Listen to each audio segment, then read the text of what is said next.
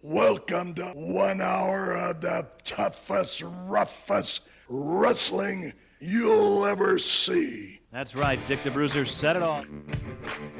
The big question, have you got the endurance? Have you got the brains to get past the excellence of execution?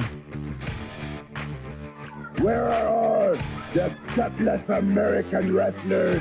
Step in the ring with the Baron and face the Brave. The reason why Axe and myself were put on this earth is to demolish people. Bobby Heenan, is a very good-looking sport coat you've got on. Yeah, and I paid for mine. Mine isn't government issue. Hello, everybody. Lance Russell and Dave Brown right along ringside. By golly, we're ready to go with another big week of championship wrestling. Greetings and welcome to Wrestling Nostalgia. I'm your host, Dave Dynasty. We have a great episode for you today. It's a tribute to Mitsu Arakawa. We got Richard Vicek on, who we're going to talk about Mitsu's career, and then primarily focusing on his work in the Midwest, because that's what Richard and I know the best. And then we're going to have Mitsu's eldest son, Michael Arakawa, on. And Mike and I are going to talk about Mitsu, a little about his career, but mostly about Mitsu as a man and as a father. So you get kind of both sides, a little insight into both sides of Mitsu. Mitsu is a very underappreciated talent in the history of professional wrestling. And Mike and I, we talk a little about why we think that is. I have very strong opinions on why some of these guys get overlooked in some of these discussions. But Mitsu was a great worker, a great entertainer, a great professional wrestler, and by all accounts, just a great man. So I think he needs a little more attention, a little more discussion. Thus, I wanted to do this. He recently, what would have been his birthday, was celebrated about a week ago. So it was the right time of year, I think, to pay tribute to Mitsu Arakawa. Although I think any time is the right time to pay tribute to him. So before we get into that, make sure you subscribe to the podcast and follow on social media. The podcast is available on all podcast platforms. Make sure whatever platform you listen to us, that you give us a rating and review. Share our episodes. Make sure you follow me on Twitter or X at The Dave Dynasty. That's where I post everything. I post lots of pictures, lots of historical dates, lots of cool stuff like that. And then, of course, I post the podcast episodes when they are released. Subscribe to my YouTube. It's at youtube.com/The Dave Dynasty. Once again, the podcast episodes are there, but there's lots of classic professional wrestling, particularly from the WWA on there. I'm always adding new stuff, so go check that out. Subscribe today. And if you want to financially support the show, the best way you could probably do that is to go buy a shirt at prowrestlingtees.com/The Dave Dynasty. And if you're looking for other podcasts to listen to, make sure you go check out the WrestleCopia family of shows. Wrestling Nostalgia is now a part of that family. I'm very excited, very proud, and very honored to be part of that group. So go check out all of their great shows with lots of great hosts and topics that shine a light on professional wrestling history. You can go to WrestleCopia.com or look up the shows on any podcast platform. And while you're out there, make sure you join the Wrestling Fans International Organization. Go to thewfia.org, and also make sure you join the WFIA Facebook group. Those are two separate things. You need to do them both, please. And check out the Ultimate Classic Wrestling channel at classicwrestling.net, or you can download the app on Roku, Amazon Fire TV, Apple TV, iOS mobile, and Android mobile. Go sign up for a subscription. You will not be sorry. There's lots of great classic wrestling on there for you to partake in. So we're going to get right into it. Like I said, two great interviews here, lots of great discussion and honoring and the legacy and the career and the man, Mitsu Arakawa. So let's take a break, and when we come back, we'll start off with Richard Vicek and I talking about Mitsu's career, so stick around. This is Listen to Their Screams, a horror podcast that feels like you're chatting with friends. Hello, I am one of your friends, Dave. I am one of the co-hosts of Listen to Their Screams with my friend Ike, and we want you to come and check us out. We are a fun-filled, positive horror movie podcast that does reviews, news, birthdays, anniversaries. We play games. We are a ton of fun every week for you, the horror fan out there. For all of our links to our social media and the podcast platforms, just check out our link tree. It is linktr.ee/listen to screams. That is listen, the number 2 and screams. Or look us up on your favorite social media platform and podcast provider. All right, and welcome back to Wrestling Nostalgia. I am Dave Dynasty. At this time, we're being joined by Richard Vicek, author of the Bruiser biography. Richard, how are you? Very good. Happy Memorial Day weekend. Yeah, absolutely. And we are looking at the career of Mitsu Arakawa, and particularly focusing in a lot on his Midwest time, which is what we're more, Richard and I are most familiar with. But Richard, are we ready to walk through some of these highlights? Yes. All well, right. I'll tell you, Dave, Mitsu was a significant contributor to old school wrestling for over 20 years. And he traveled to many different territories over those 20 plus years. I think he was one of the most prominent Japanese bad guys in the period after World War II in the United States. Yeah. And he achieved great title success with several different tag team partners in different territories. And I just want to credit the Cage Match website. That's a source of a lot of the information, at least where I learned where he went, and then I could expand on my own knowledge. Yep. Okay. That sounds good. Mm-hmm. Yeah. Well, all points show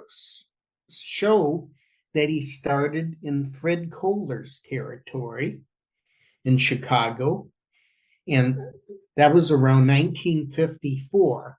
And through 1961, he listened to all the places he went to. He went to NWA New Mexico. He went to NWA Minneapolis, the Stecker family. He went to NWA Amarillo, Funk Sr. He went to Winnipeg, Calgary, back to NWA Minneapolis, Omaha under the Dusick family, and then to Jim Barnett's promotion that was headquartered in Indianapolis, but included Detroit and Cincinnati, and so he went to all those places in the first 7-8 years getting experience. I wanted to focus a little bit on Chicago because Cage Match shows that Mitsu appeared frequently on the Marigold Gardens shows and on the International Amphitheater shows promoted by Kohler. Now, Mitsu had a lot of experience appearing on the Dumont Network, which was a Saturday night nationwide telecast. And he did that for at least a full year before the national broadcast was canceled. In fact, Bruiser and Snyder can't even make that claim because they didn't get to Chicago until after that cancellation. But you gotta give credit for Mitsu for being on a lot of those Marigold Dumont programs.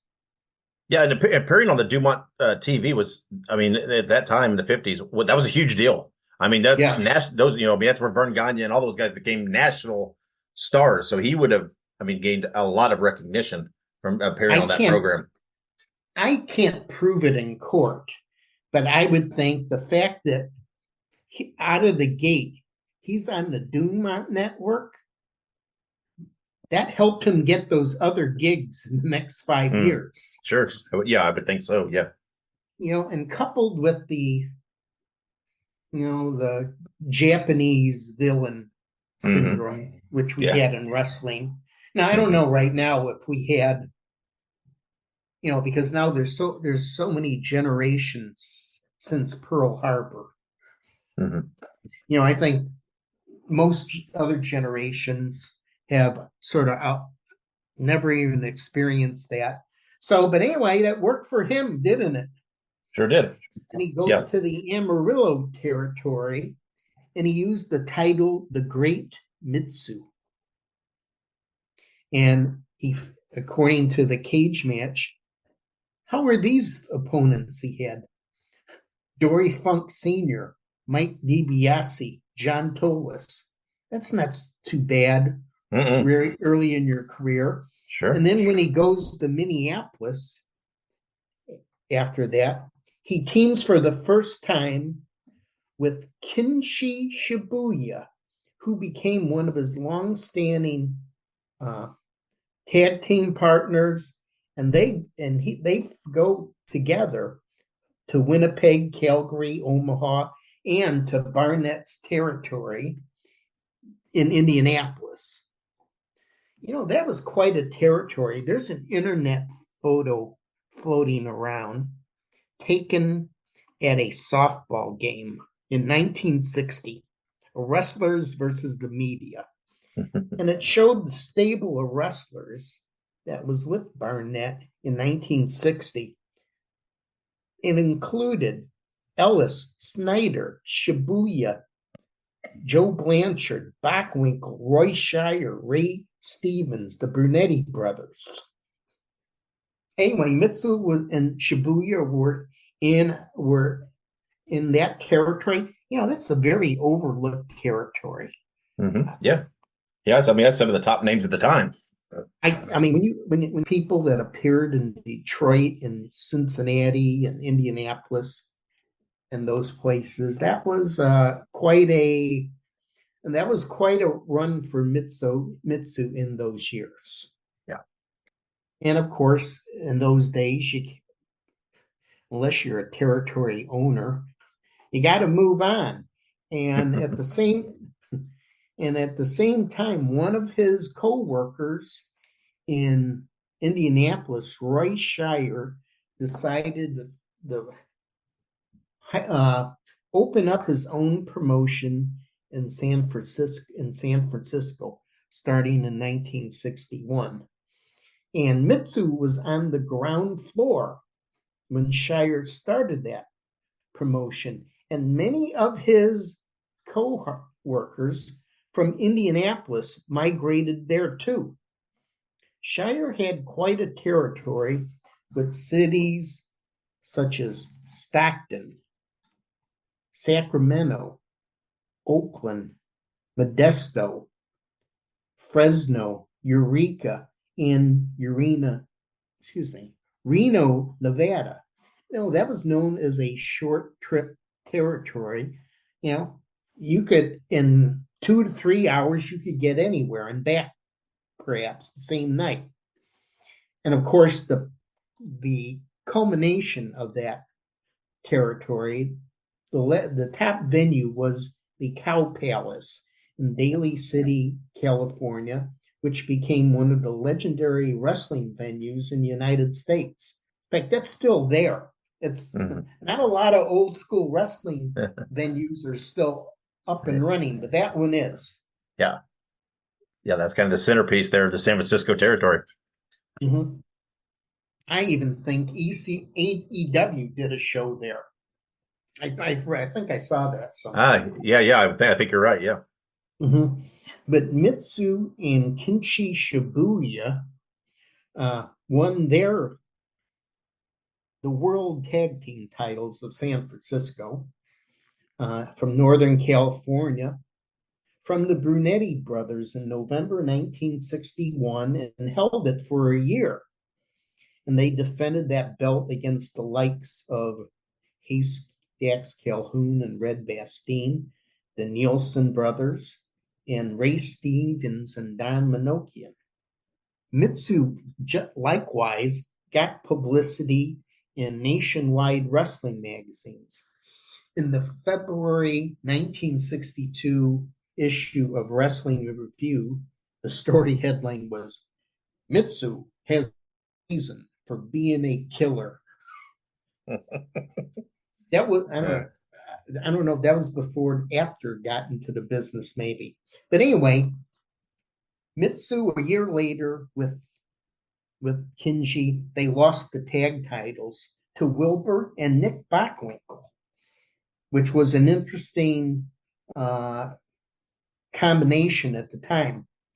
You know, that both young in their careers. Later, Kinji and Mitsu challenged for the tag titles, who were later held by Jose Lothario and Pepper Gomez, and Ray Stevens and Pat Patterson, all for multiple matches. So they came in and out. It wasn't necessarily completely staying there for years, but they bounced in and out and would come back. And I'm sure that was a pretty nice arrangement for them. Yeah, I mean, it would have been interesting because Stevens and Patterson, one of the great team, and of all time. Of all time. So that would have been, those matches would have been great. Mm-hmm. Well, then Mitsu moved on to Minneapolis, Vern Gagne's territory in 1964, and he challenged Vern several times for the singles title.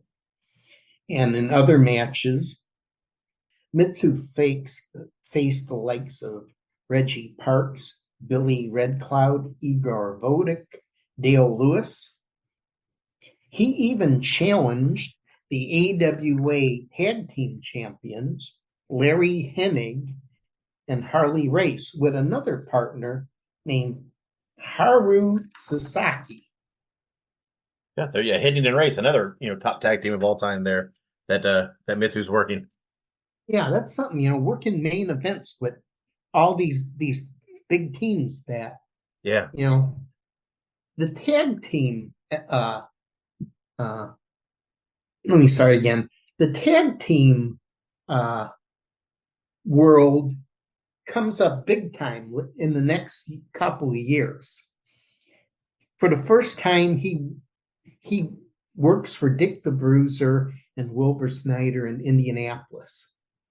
In October 1966, Mitsu wins the WWA heavyweight title from Bruiser. I think that speaks big time on the confidence. Yeah, and I did. I talked to Mike Arakawa, who always said his dad was always Snyder so proud. And Bruiser had. Yeah. Yeah. And I talked to Mike. Excuse me. I'm sorry, Richard. I spoke. I talked to Mike Arakawa, and he talked about how his dad was always so proud that he was given that chance to take the title from Bruiser, and it was always such a point of pride in his career, and he always talked about it up till his death. So yes, I mean, Mitsu defended that title in Indianapolis against Ernie Ladd, the Crusher, against Wilbur, against Moose. He even faced Lou Thez at Victory Field. In the summer, Bruiser and Snyder went outside to the minor league ballpark. So that would have been interesting. Thez, who was no longer the NWA champion, but still, that would have been an interesting match, I think it would. Yeah. I'd love to see. I wish there was footage of that. Mm-hmm. Anyway, Mitsu, though, lost the WWA heavyweight title to Wilbur in September 1967.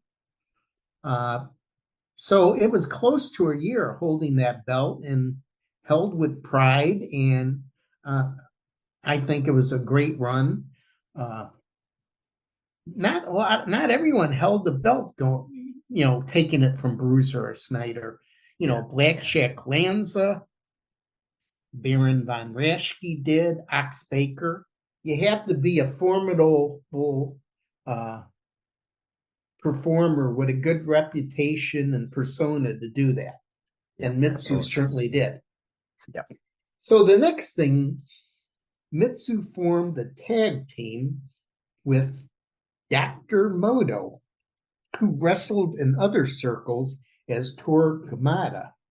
And Mitsu, during this, wrestled in both the WWA and the AWA. And I think it was unprecedented for one team to simultaneously hold 2 tag titles, and they accomplished that.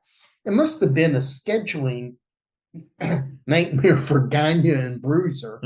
But you had a team that was hated, and how much of wrestling is you want to go see the bad guy get his, and they won those WWA tag team belts from Bruiser and Crusher in October 1967, and on the AWA side, they won from Wilbur Snyder and Pat O'Connor in November 1967.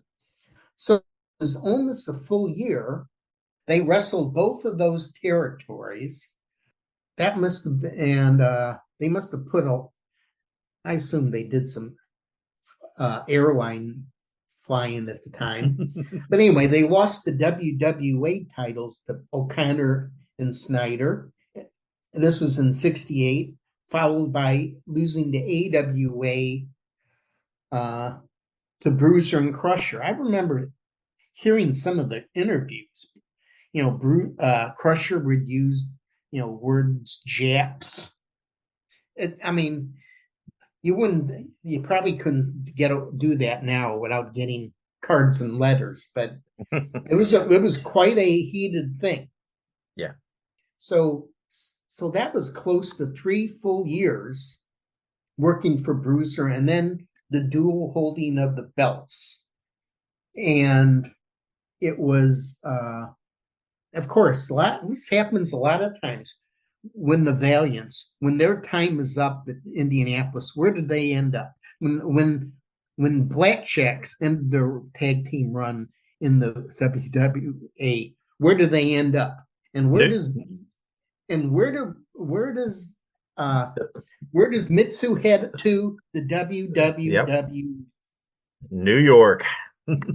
And of course, that's the territory that has big exposure in New York, Philadelphia, Pittsburgh, DC, Atlantic City, Boston, Baltimore. My educated guess that was his best earning year in his wrestling career. And he was paired with Professor Taru Tanaka. This is the start off 1969. And the hook was the Rising Sun. So obviously in tag team competition, you need a championship. And according to the history of the WWE.com, I'll quote here, Tanaka and Arakawa won a fictitious tag team tournament in Japan to win the renamed WWF International Tag Team Championship. So, they fought Bruno and Gorilla Monsoon. They took on the Sicilians, Lou Albano and Tony Altamore. In singles matches, he faced a young John L. Sullivan, who we would later know as Luscious Jack. Yeah, Johnny Valiant. Yeah, obviously someone. Johnny Valiant. Someone we well know there from Indianapolis. Yeah. Was on June 28th, 1969 at Boston's Fenway Park. There was a 10-man battle royal. It included Mitsu, Baron Cicluna, Haystacks Calhoun, Albano, Luke Graham, Tony Altamore, and others. Mitsu won it, which, that's just, him being positioned for his run, which he already had the title. And that was a big card back then. The other 2 main events were Bruno versus Killer Kowalski in a stretcher match, and a cage match between Bulldog Brower and the original Sheik. So Mitsu is right in the midst of that, the top of that card with those legendary wrestlers. Just, by the way, just this week, I saw somebody, you know how some people on the internet sometimes post their souvenir programs. Yeah, yeah. Mm-hmm. Someone posted a Boston Garden program from 1969, October 4th. And the headline is Salt-Free Riot. And the stipulations, of course, Tanaka and Arakawa are facing Brunio and Antonio Pugliese. I'm half Italian. I should know how to say that, but I think that's it. But the stipulation is the Japanese team will be searched by the promoter and Arnold Skolin in the dressing room, so they don't have salt hinted on them. And 2 refs also will search them in the ring. That was a very clever promotion. Yeah, absolutely. I thought, Yeah, yeah. Well, Absolutely. Tanaka and Arakawa several months later would lose those titles to Victor Rivera and Tony Marino, ending a very respectable tag team run in the most populous territory in the country. And that, like I said, I guess that was his biggest money year. And you know what? Maybe we'll close out the talk today with his final run in the WWA for Bruiser. I'm sure he felt loyalty to Bruiser and appreciated all the opportunities that Bruiser and Snyder gave him, and he gave good service to them. A hard day's work for a hard day's wage, as they say. And he had a final run from 1973 to 75 with 3 different tag team partners. The first was Higo Hamaguchi, also known in Japan as Animal Hamaguchi, who in the 80s became a booker and executive in one of the Japanese promotions. There was another partner, the Great Saki, and they had a manager who I'm sure was talked about on your managers program, Mark Manson. Yep. And then the final team was with Kim Duck from Korea. And of course, he later became known in the WWF as Tiger Chung-Lee in the early 1980s. So that's where Mitsu he had almost parts of 3 years there. We could have gone through a lot of other territories. Mitsu went to Vancouver in the early 1960s. He went to Australia in the mid 1960s. In the 1970 to 71, he worked for the Sheik in Detroit. And his final territory was early 1976 for Nick Gulas in Memphis, Nashville, that circuit. So I want to point out, too, to Mitsu's credit, the Online World of Wrestling site points out that Mitsu had a big hand in helping Yashido Sato, Masashi Ito, and Mr. Fuji to get started in the business. So when you come right down to it, though, Mitsu was to old school wrestling. He went to all those different territories, had all those tag team trophies and belts held, and being a prominent Japanese wrestler after World War II, it was sure a credited career.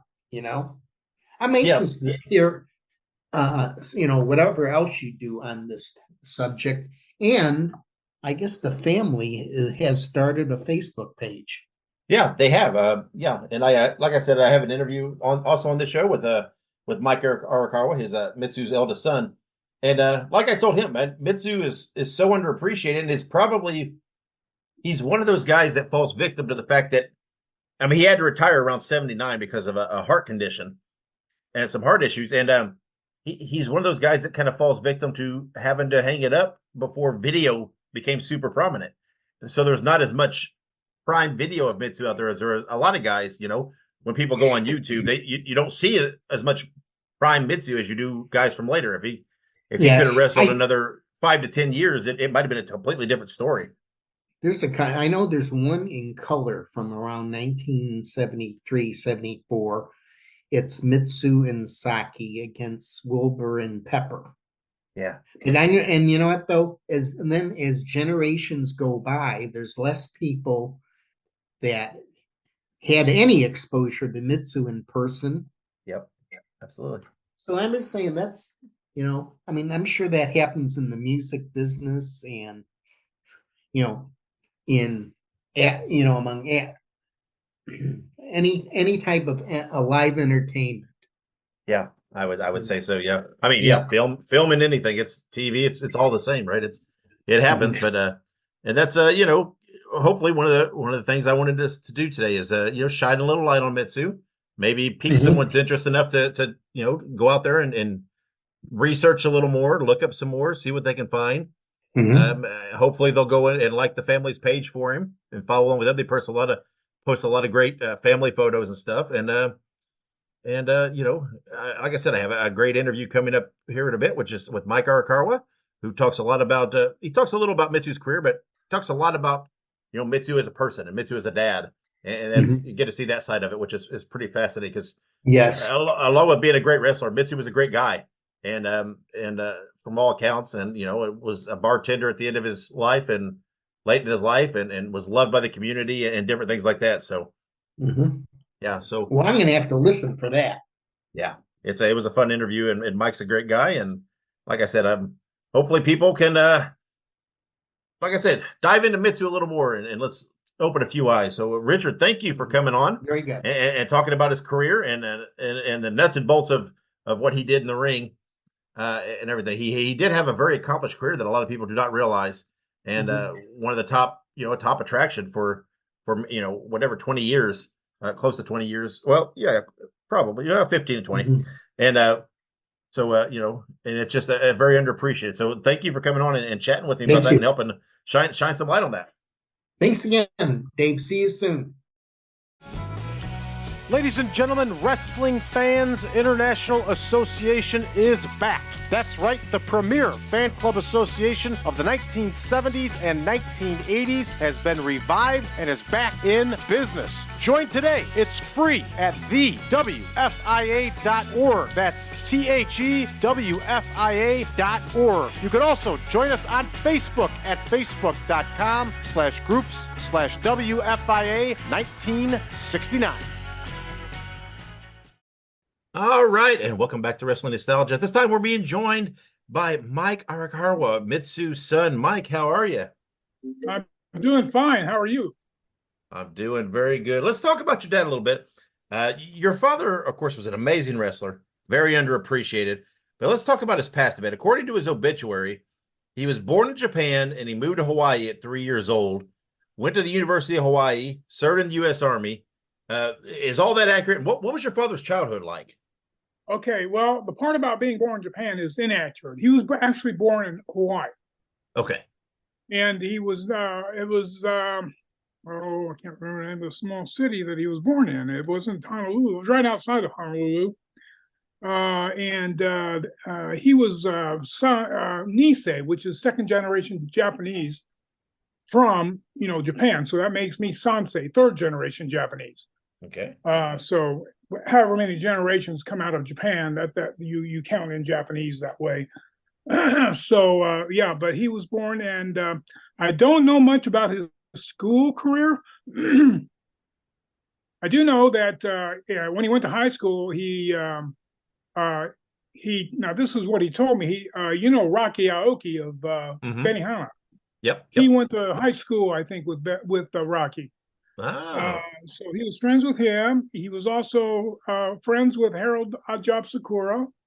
Now this is before wrestling ever happened. Yeah. And yes, on the Army career. He served in the military in the Philippines. It was between Actually, he wasn't active. So it was, I think it was after Korea, before Vietnam, I believe. Okay. In that area. And he was Yeah. in the Philippines. He was a staff sergeant, and he was in the medical corps. Gotcha. Okay. Well, and then from what it says after the Army, he moved to Chicago and Yes. looking for work. Was the work the reason for the move? What that drove him to go to Chicago, or? Yes, there was work. A friend of his, I believe, he moved to Chicago, and I'm thinking it was some type of manufacturing that he started out in, but that's actually where he started wrestling, because Right. Yeah. a friend of his got him to go to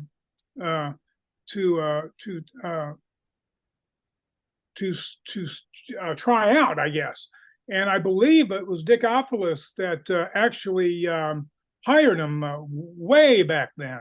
I mean, but you're talking way before I was born, so I can't be completely accurate about this. Yeah, well, I mean, yeah, everything says that. Yeah, he moved to Chicago. That's where he started training. He started wrestling. Now, of course, Chicago was always been a hotbed for professional wrestling, but especially in that time, it was on the DeMont Network. It was like the central hub of wrestling. Golden age, right? Yeah, that's right.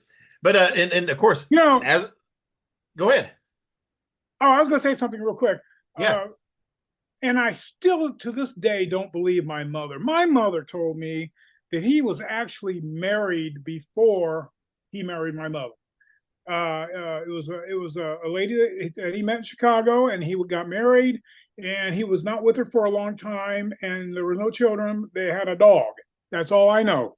That's all I know about that whole relationship. And then he married my mom when he met her in Indianapolis, when she worked at the old Holiday Inn on West 16th Street. It turned into the Classic. It was right across the street from the track.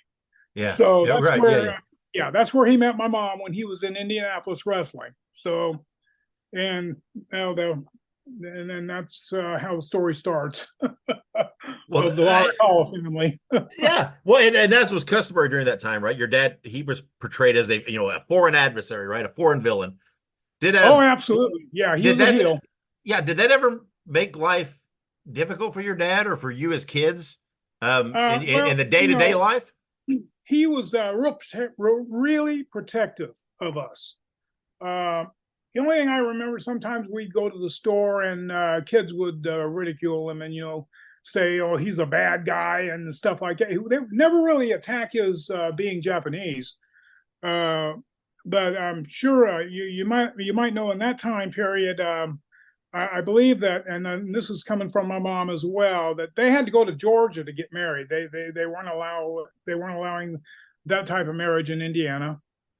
So that's where they went to get married. But I can only remember one time in the Safeway supermarket where two kids tried to make fun of him, and he jokingly chased them down one of the aisles, and they ran like it was pretty funny, to be honest. But they didn't show their face, and he didn't mean it to hurt them or anything. He's just yeah. Well, what about going to school? Did your classmates know who your dad was? Yeah, they knew who he was, and they admired him.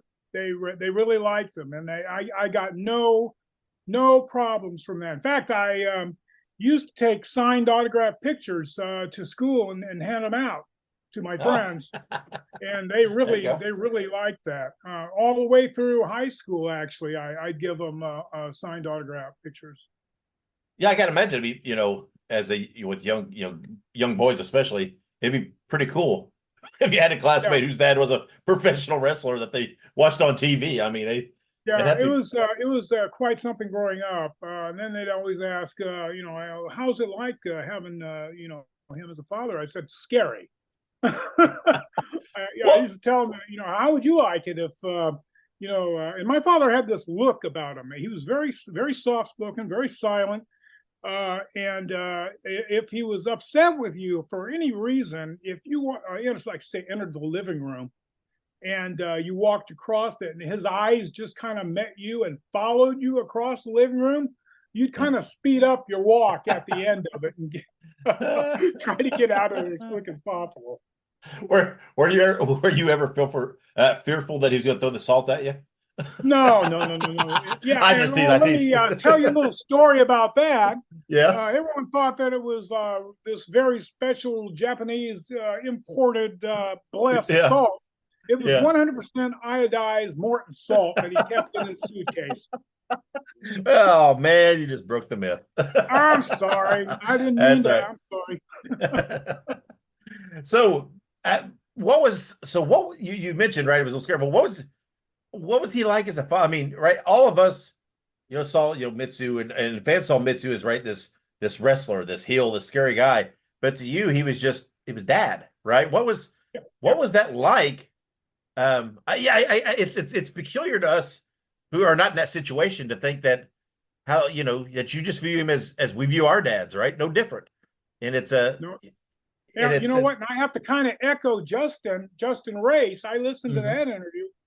And just like Harley was just dad to Justin, that's what Pop was to us. I mean, he was just Pop. I mean, on the weekends, sometimes if he didn't have to wrestle, on a Monday, we'd go fishing sometimes. He'd like to go fishing. He'd like to go bowling. By the way, there's an interesting story about bowling too. We used to go with Jim Raschke, the Baron. Baron, yeah. And he had a custom-made 22-pound bowling ball. And when he bowled, it sounded like thunder. And then when it hit, especially if I got a strike, it sounded like he broke the pins. But it was also fun going with him and Bonnie and his kids, and then we went. So, if it wasn't bowling, it was fishing out at Isaac's Lake. Old Isaac, I can't remember. I just remember his name. Was Isaac, and that's where we'd fish. Let's see. I can't think. Then I played baseball, Little League baseball. He actually coached one year, helped coach. Wow. So he was like just an ordinary dad. There was some issues where he would be very expectant, of certain things, and right. You really tried hard to maintain them. And if not, you felt like you didn't. What's the word? I just wanted to live to his expectations. Is what I'm trying to say, I guess. Yeah, and you talk a lot about, you comment a lot on things where some of these wrestlers, right? You grew up around them, and a lot of them were almost like uncles and such to you. If I could tell you, we had, and I'm sure Justin. I remember Justin saying something about this. The cookouts were ridiculous. We would have cookouts in our backyard. We used to live on Ashway Drive, right off High School Road, in real close to Eagledale, I guess it is, if I remember. It's 34th and High School. Anyway, that's right around the time when he had, Higo Hamaguchi was probably one of his partners, and then the professor would come over. Toru, Charlie. We call him Charlie. His name is Charlie Kalani. Or was, but the professor and Dr. Moto, right? Yeah, all of them. Let's see, the last one that was probably at our house would have been Kenji, probably Kenji Shibuya, and Kenji lived in California when we did as well in later years. But we'd have cookouts, and Bobby Heenan would be there, Jim Raschke would be there, Dick Ophelis would come over. I think Pepper Gomez came over a couple times. I don't remember Wilbur Snyder being there, but I do remember, a lot of the wrestlers. And then in later years, when he retired from wrestling, well, we can get to that later if you want, when we talk about yeah. We'll get there. Yeah. Okay. Yeah. But yeah, cookouts at the Yin Yang, and my father was always expected to make his famous teriyaki. Okay. Yeah. Teriyaki steak, teriyaki kebabs, teriyaki chicken, and rice pilaf. And there's a big argument between my mother and my father back then about who came up with the pilaf recipe. So yeah. It was something, really. Yeah. So, I mean, what was it like? Did you grow up around some of the kids, right? You talked about Baron Rasky, right? He has a son named Carl, and Bobby Heenan has daughters. Carl and Heidi. Yeah. We knew their kids. We knew, let's see, who else? I can't remember Charlie's son's name, but he had 2 sons, but they lived in Jersey. So they'd only come over on a cookout when they were in town. Let's see, I can't remember. Jim's kids were really the only kids that we grew up with, I think. When we got older, that's when I met more of them. Mm-hmm. I wish I would have met Justin, but I didn't get a chance to meet him. I'm older than he is, so yeah. So it would have been. I think I'm at least 10 years older than he is. So yeah. So did you go? I mean, did you go to the matches and the shows, or did they try to? Oh gosh, yes, absolutely. Yeah. I used to go to the matches at Busch Stadium, at the Armory, at the Coliseum, and then I'd travel with Pop sometimes. I remember one specific trip where I went to Canada with him, and it was with Jim Rashke, Bobby Heenan, Mark Manson. Remember when Manson was a manager? Yeah, man, what a bumper! Oh, yeah. And we'd go there. We flew from Michigan or Minnesota. I can't remember where we flew from, but we went to Canada. I wish I would have went to Australia with him, but I didn't get a chance to go with him there. And then he went to Japan. I went to Japan in many later years, and they thought I was my father, even being that older, that much older. I went with Dick Beyer, the Destroyer. Yeah, of course, yeah. Yeah, I went there with Dick Beyer, and it was quite a trip. We were there on business, and Dick opened up some doors for us, basically. Being as popular as he was in Japan. Yeah. So but I went to a lot of the matches. Yeah. A lot of them. So let me understand. So what you said earlier. So your dad was the first generation of your family to be born in America, right? Outside of Japan. Is that what you were saying? Yes. His parents were born in Japan. Right. So okay. He and his siblings were born in Hawaii. Okay. So what when you trace back your family then, to your grandparent, what part of Japan are they from? Southern Japan. That's all I can tell you. I can also tell you that Arakawa translated means rough river. So that could even mean or say that we were from a fishing class family, but I also know that we served in the Ina clan, which also served the shogun, the last shogun of Japan. So we were right up there. I mean, maybe not first class samurai, but right in there. Yeah. Well, I mean, obviously, your father, I mean, like I said, he's underappreciated. He had a great career, right? He held several titles, tag, singles, was a star draw, especially in the Midwest. Yes. But when you did, as a kid, did you know how big a star your dad was there in the Midwest? I mean, did it dawn on you? Yes. Yeah. As I got older, not when I was, now, unfortunately, when I was 7, we were very young when my father and mother split up. So that was a hard time, but we still maintained a strong relationship with him. We would, that's when he actually was right around the time when he retired from wrestling, right around the late 70s. Yeah, that was my next question, right? He retired around 79, but because of a heart condition, is that correct? Yeah, well, not just heart. He had several medical conditions, heart, diabetes, things like that. And he didn't pass physical one night, and the doctor wrote him off. He said, "Nope, you're not going back in the ring until you, take care of some health issues." And he decided that that was it. I didn't even think that. I don't even know if he was asked or prompted to go into managing or not. Like Mr. Fuji. But by the way, my father helped train Mr. Fuji. My father was known for that. That's why when if you remember, when I tried to, when I contacted you a few months ago about maybe trying to get my father in the Hall of Fame for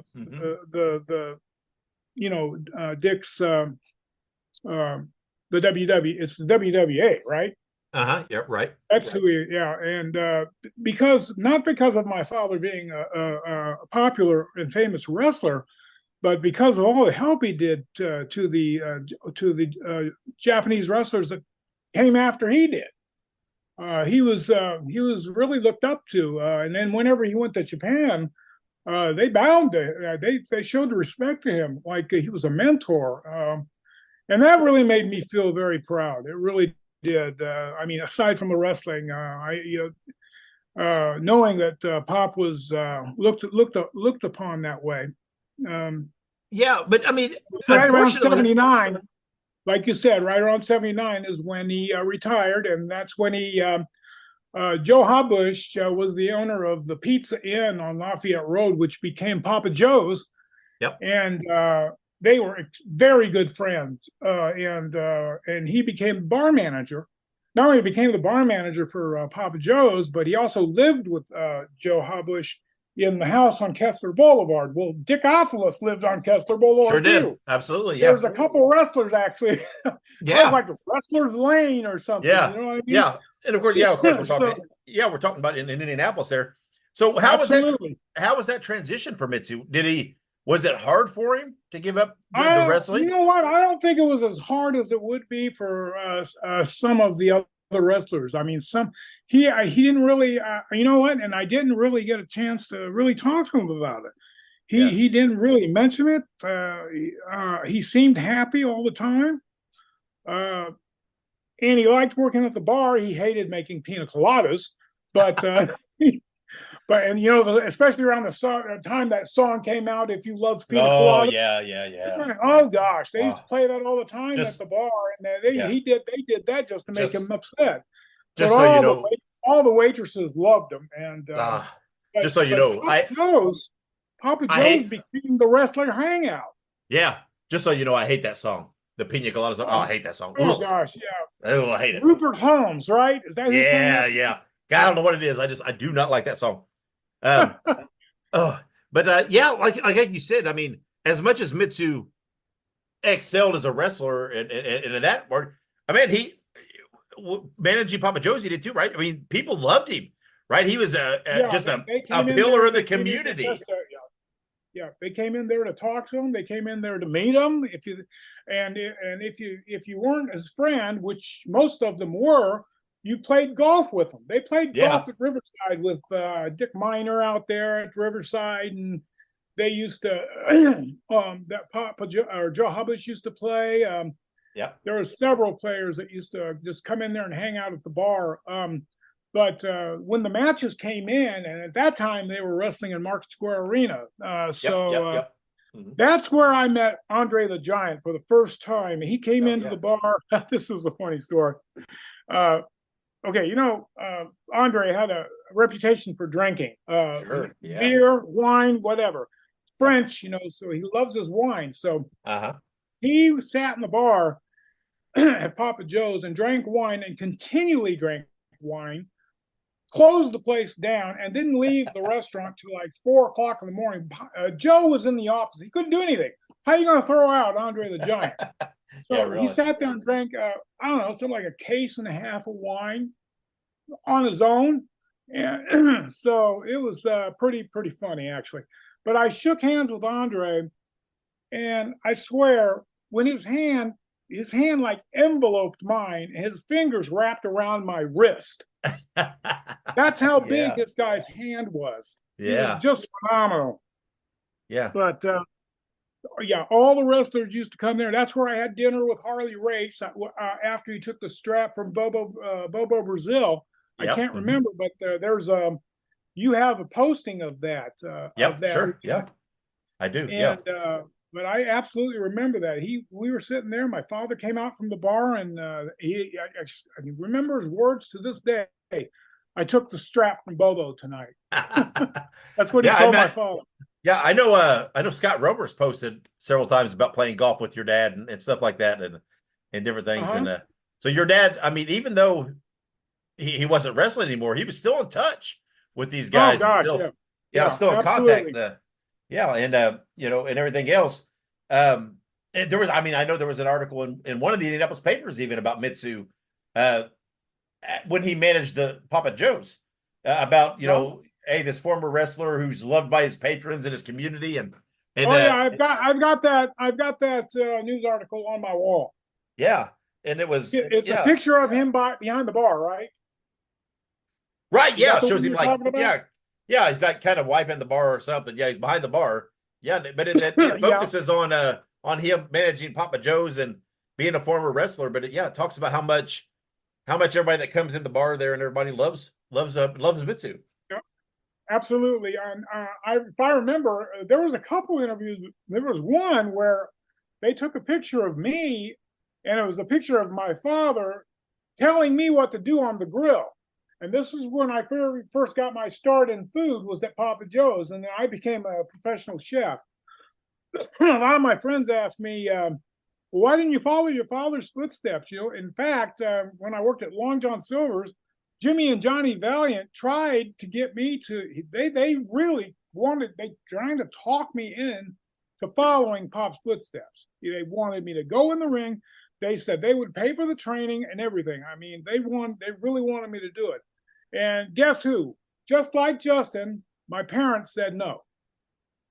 I remember Justin saying to you that Harley and his wife, Justin's mom said, "Nope, you're not doing it." Yeah. And just like him, my father and my mother said no. So I had to honor my father's wishes. I don't know what would have happened, but I don't even know how. I practiced martial arts all my life, but can't really use that in wrestling. So, yeah. Well, then your dad, he moved to California. So what prompted that move? What was that? Was that family driven?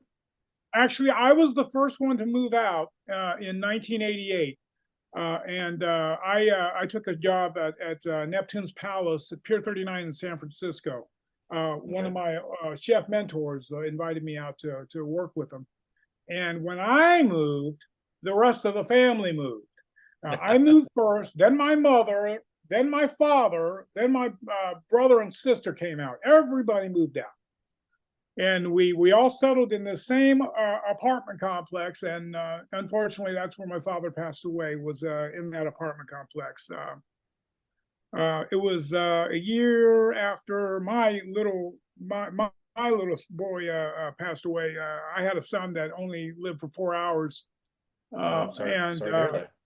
But a year after that is when Pop passed away. So what was the cause of death with Mitsu? What happened? It was congestive heart failure. Oh, okay, gotcha. Yeah, so it got to the point where he had a good doctor and everything. It's just it just got past the point of healing, it's too bad. He didn't make his 70th birthday. But then again, my mother's mother didn't make her 70th birthday either. Yeah. So that's my mom she's going to be 82. So she's kicking right along. Well, you like you said, you talked about your father as a trainer and everything, but man, your father had an outstanding career, and then he's one of those guys that falls victim to the time period, right? Because like we said, he had to retire around 79, which was right before a lot of video and stuff started, right? That's absolutely right before it really started kicking in. Like I remember the Turner Broadcasting Network and oh gosh, Tommy Wildfire Rich and those guys. And then right after that, then you had Hulk Hogan, and actually Hulk used to come in the bar too. And Pop used to call me a little youngster. He is much bigger than my father, Hulk was, but that's what he called me, a little youngster. your father was a huge star in Chicago and Indianapolis, but unfortunately, there's not as much video of that time because they reused tapes or things got destroyed. So people aren't as aware of some of these wrestlers that are kind of lost to time. And that's not to say that you can't hold your father's career up to the guys after him, because your father, I mean, not only in Indianapolis, right? I mean, he was all over, right? He wrestled in the Southwest and well, like in you California. I was born in California, and that's where he was wrestling. In fact, remember the Bernetti brothers? I do, yeah. Guy Bernetti is either my godfather or my sister's godfather. I can't remember who, but we were very close with them. They just came out with a movie called Iron Claw about the Von Erichs. Yep, absolutely. My father was very good friends with Fritz. I mean, they very good friends. And the kids, all of them, my mother used to say that she used to bounce Carrie on her knee and babysit. I mean, she used to babysit the Von Erichs. So I mean, I know they live in Texas, or they that's where they actually settled or whatever. Yeah. But whatever this time period my mom's talking about, they lived close. Okay, so yeah. Anyway, and then Kenji Shibuya lived out in California. Who else? There was a lot of people.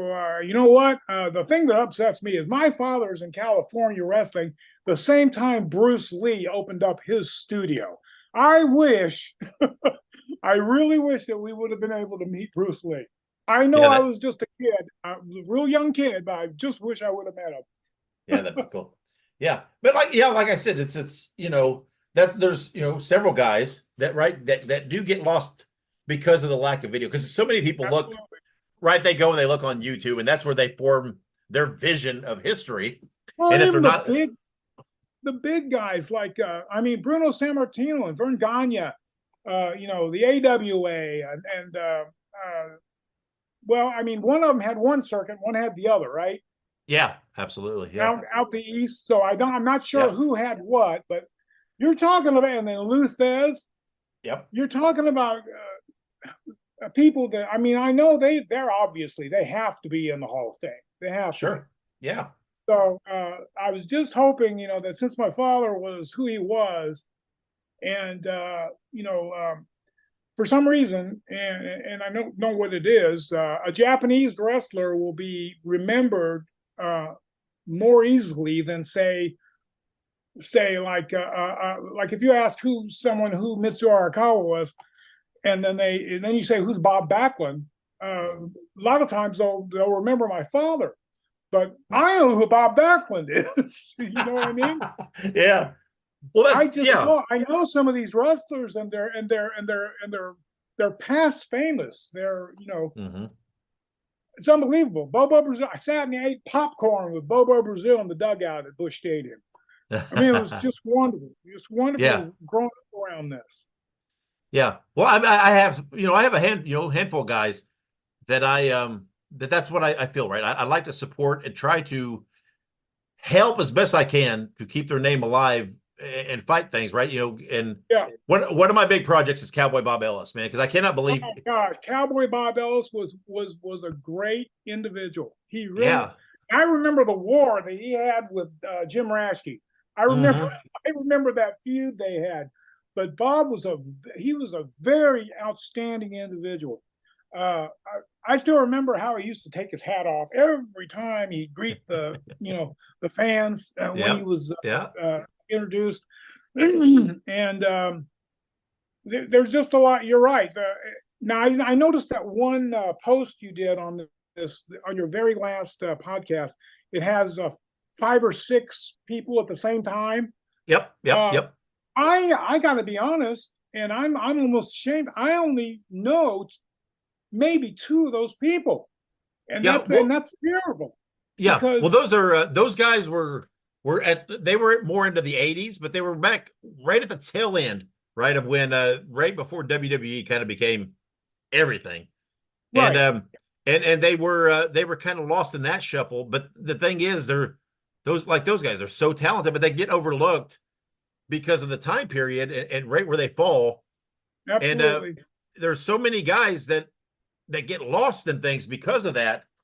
But again, one of the guys that I always hold that I think needs more recognition and should be talked about much more in the course of wrestling history is your father, Mitsu Arakawa, because people don't understand, because there's not a whole lot of footage out there of him.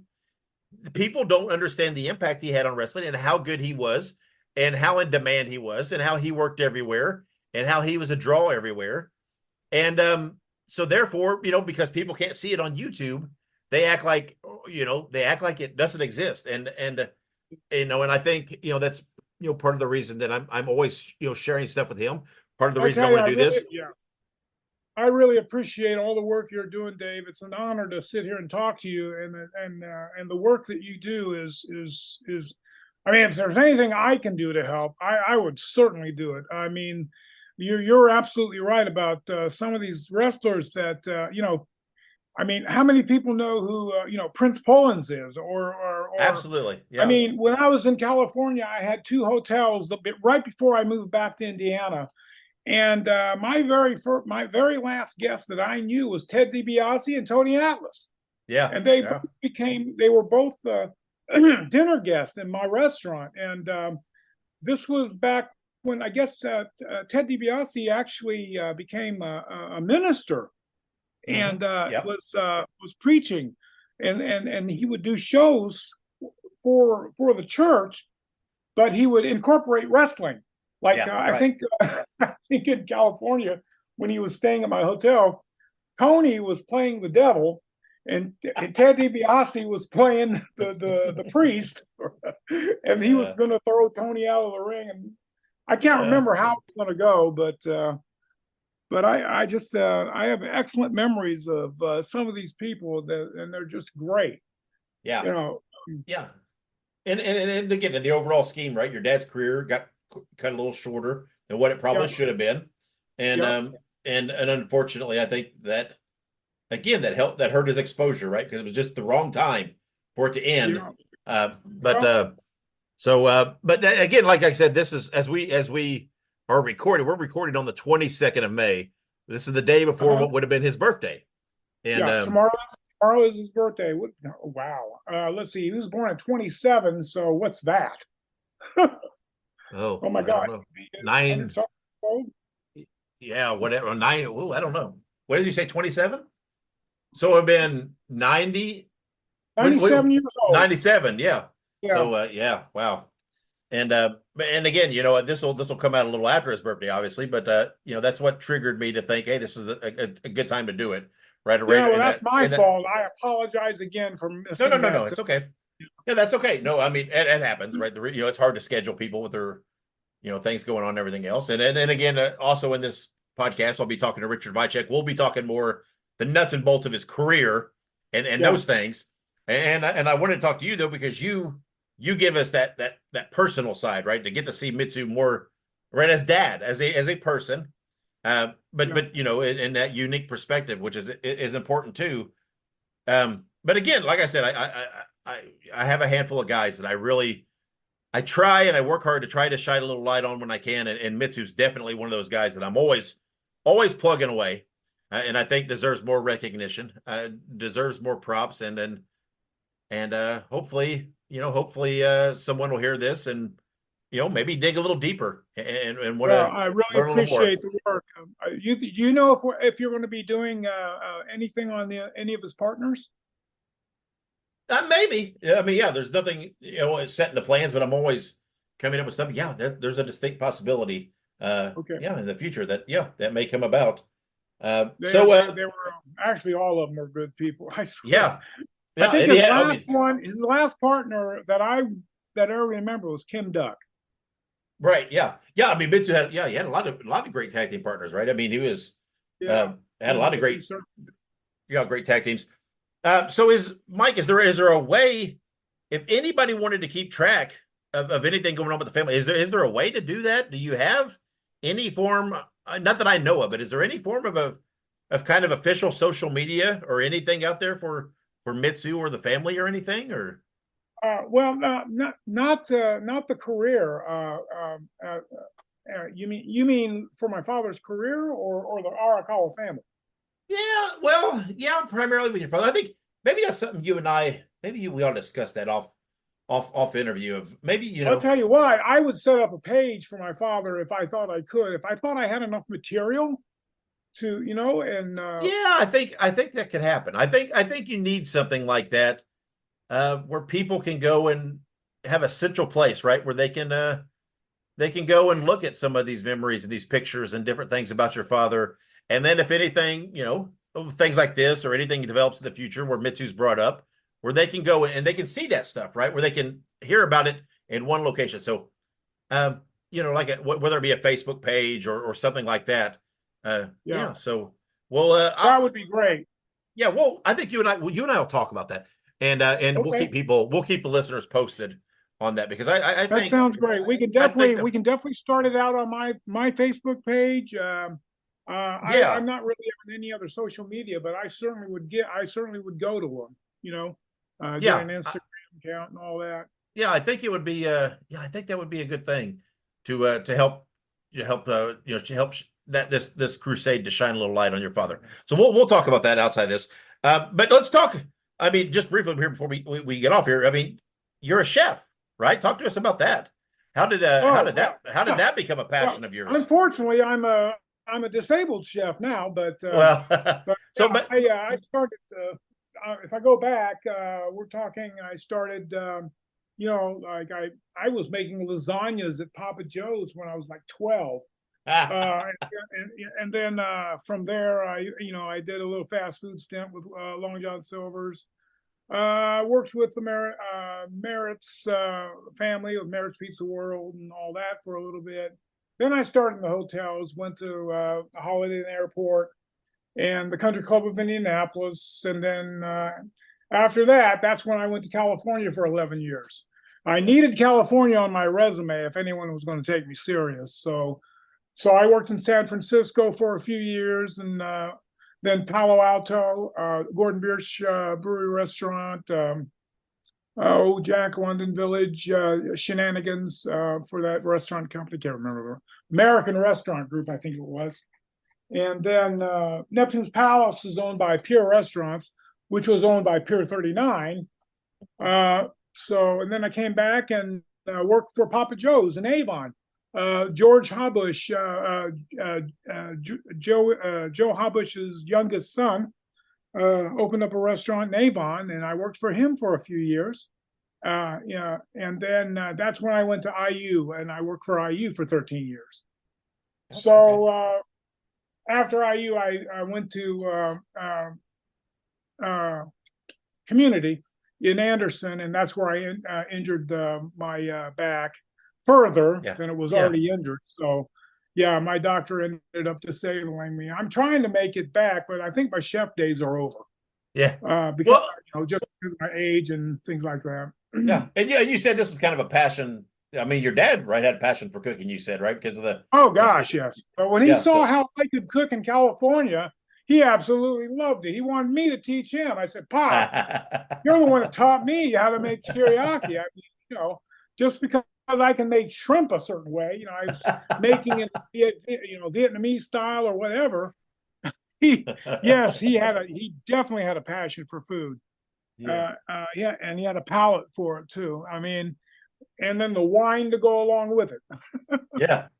Well, Mike, thanks for joining us and talking to us about your dad. Like I said, I wanted to do a little something to pay a little, Dave, it's an honor. It's an honor. Thank you for having me. Good morning, good afternoon, good evening.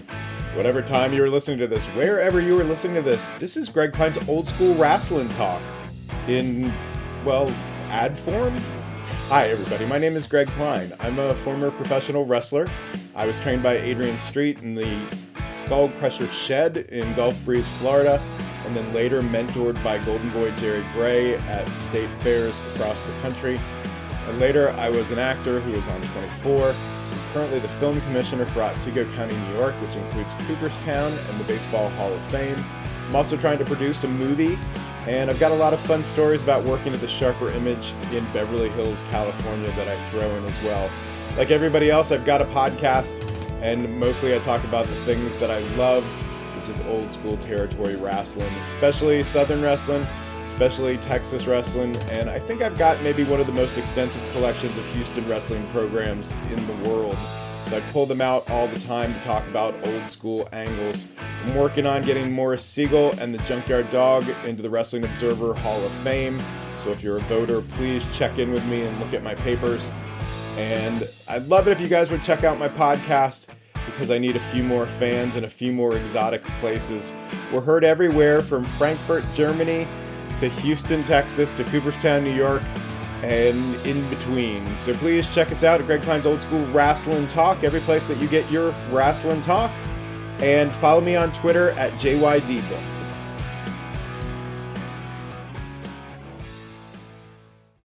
All right, welcome back to Wrestling Nostalgia. Special thanks to Richard Vicek and Mike Arakawa for coming on and helping me pay tribute to Mitsu Arakawa. It was great conversations, great talking to both those guys. And hopefully, if you don't know who Mitsu is or are not familiar with him, hopefully that helps shine some light and expose what a great worker he was, what a great man he was, and kind of give you a full look at the complete person, right? The worker and the man, and give you a little insight into Mitsu Arakawa. Hopefully that will make you want to go out, dig a little deeper, do some research of your own, look up some of his results, some newspaper articles, different things on him, and check him out, because Mitsu definitely deserves a little more attention, a little more discussion. And so hopefully we shined a little light on his career. Make sure you go follow me on X at the Dave Dynasty. Like I said, go check out all the WrestleCopia Network podcasts. Go on any of your podcast platforms, look up WrestleCopia. They'll all come up. And, and then, like I said, check out the WFIA. Check out the Ultimate Classic Wrestling channel. We got lots of cool stuff going on out there for us classic wrestling fans, us nostalgic wrestling fans, as I like to call myself. Fans of wrestling history. There's lots and lots and lots going on, and hopefully part of that is Wrestling Nostalgia Podcast. Hope you enjoy what we give you and what we provide for you. We got lots of cool stuff coming up in the future. We have interviews with Rex Bodie. We have interviews with Wendell Cooley, an interview with John Tatum coming up, Joel Goodhart, Ed Holinsky coming up, and of course we have the deep dives into the AWA that will be coming up in the very near future, starting with May 1988. Lots of great stuff coming up on the Wrestling Nostalgia Podcast, and I got lots of other guys that I'm talking to, that I'm getting ready to do interviews with. So lots of great stuff to give you that wrestling history, to scratch your wrestling history itch. So make sure you subscribe to me on Twitter, add me on Facebook, or follow me on Facebook, and you can see I announced the following week's episode, or the current week. Excuse me, I announced the week's episode and guest on Sundays, so make sure you follow me, and each Sunday you can see what's coming up on that week's episode. Thank you for listening. Thank you for subscribing. Thank you for your support. Thank you for all you do to make this so much fun and so enjoyable. And I love sharing this stuff with you. I love our discussions online. You guys are truly a treat, some great followers and listeners, and I am truly appreciative. So until next episode, wherever you go, whatever you do, be good, be safe, and always keep on growing. Fans, we brought you All-Star Championship Wrestling. This is Sam Menaker thanking you for being with us and saying until next time, so long everyone.